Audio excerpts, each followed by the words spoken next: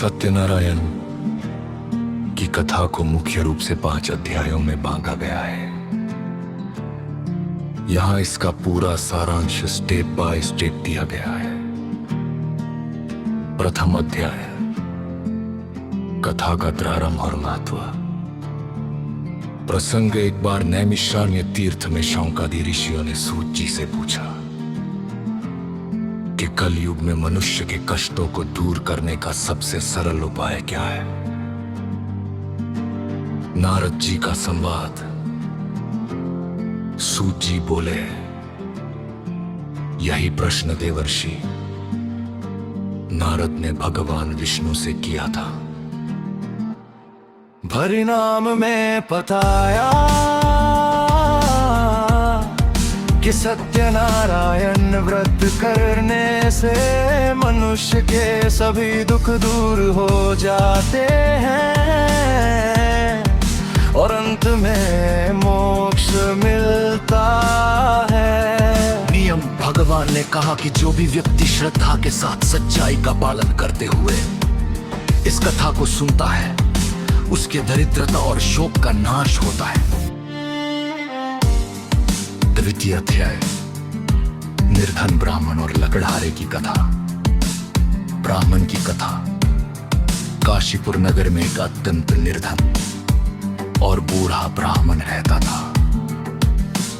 भगवान विष्णु ने स्वयं एक वृद्ध ब्राह्मण का भेष धरकर उसे सत्यनारायण व्रत करने की सलाह दी। ब्राह्मण ने व्रत किया और वो धनवान व सुखी हो गया।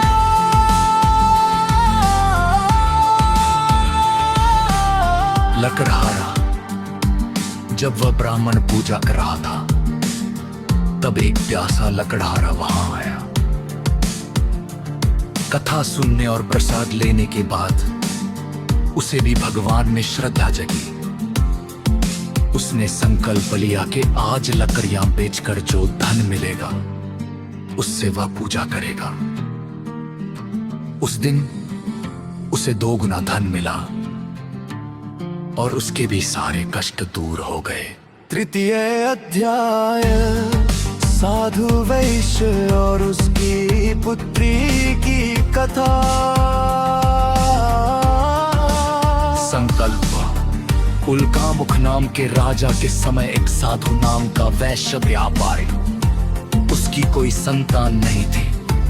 उसने मन्नत मांगी कि संतान होने पर वह भगवान की पूजा करेगा।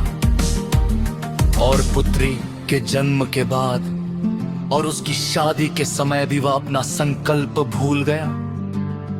व्यापार के लिए बाहर जाने पर राजा चंद्रकेतु ने उसे और उसके दामाद को चोरी के झूठे आरोप में जेल में डाल दिया।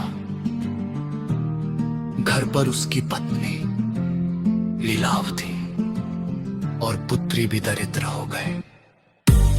चतुर्थ अध्याय, कष्ट से मुक्ति और रसाद का महत्व।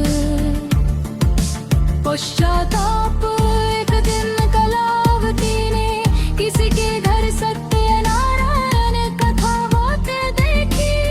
घर आकर उसने अपनी माँ को बताया। तब लीलावती ने अपनी भूल सुधारने के लिए व्रत किया। मुक्ति। भगवान ने राजा को स्वप्न में आकर आदेश दिया कि वैश्य और उसके दामाद को छोड़ दो। वे रिहा हुए और धन लेकर नाव से घर की ओर चले। दंडी स्वामी की परीक्षा। मार्ग में भगवान ने दंडी स्वामी के रूप में आकर उनकी नाव की जांच करनी चाहिए, पर वैश्य ने झूठ बोला कि नाव में लता पत्ते हैं। इससे नाव हल्की हो गई। वैश्य को अपनी गलती का एहसास हुआ।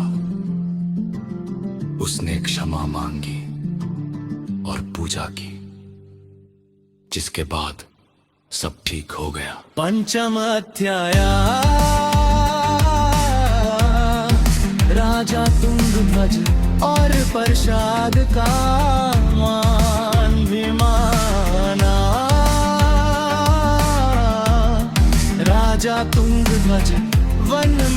शिकार खेलने गए, हुआ गुच वाले भगवान सत्यनारायण की पूजा कर रहे थे राजा, ये हंकार वचना तो पूजा की और नहीं दिया हुआ प्रसाद खाया। परिणाम, घर पहुंचते ही राजा ने देखा कि उसका सारा राजपाट और पुत्र नष्ट हो गए। राजा को अपनी भूल का एहसास हुआ। वह वापस वन मिल गया, वालों के साथ मिलकर पूजा की और प्रसाद ग्रहण किया। निष्कर्ष, भगवान की कृपा से राजा का सब कुछ वापस मिल गया।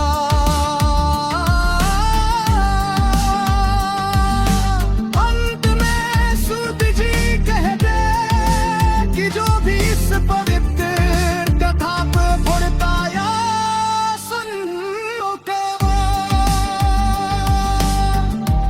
उसे इस लोक में सुख और परलोक में मोक्ष मिलता है। उपसंहार, कथा के अंत में ओम जय जगदीश हरि की आरती की जाती है और उपस्थित सभी लोगों में प्रसाद वितरित किया जाता है।